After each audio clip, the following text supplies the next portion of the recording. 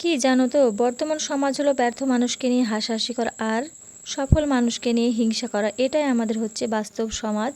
তো সময়ের সাথে সাথে জীবনের সব কিছু বদলে যায়, কিন্তু বদলায় না সেই স্মৃতিগুলো। হ্যালো এভরিওয়ান, কেমন আছো সবাই? তো আমি দেখো আজকে মাছ রান্না করব। তো কালকের আমাদের দেশি রুই মাছ এনেছিল, তো আমি 5 পিস মতো তুলে রেখেছিলাম আজকের জন্য।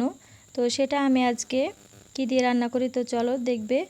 তো এখানে আমি পেঁয়াজ, কাঁচা লঙ্কা আর জিরে বাটা দিয়ে মশলাটা একটু ভালো করে কষিয়ে তারপর আমি দুধ কচু শাক দিয়ে এবার নেড়ে চেড়ে নিচ্ছি। প্রতিদিনই একঘেয়েমি তরকারি খেতে একদমই ভালো লাগছে না, তাই আমার মনে হলো যে এইভাবে করলে হয়তো বেশি ভালো লাগবে। তো লবণ, হলুদ আর পানি দিয়ে একটু ঢাকা দিয়েছিলাম। তো ঢাকনাটা খুলে দেখি প্রায় সেদ্ধ হয়ে এসেছে।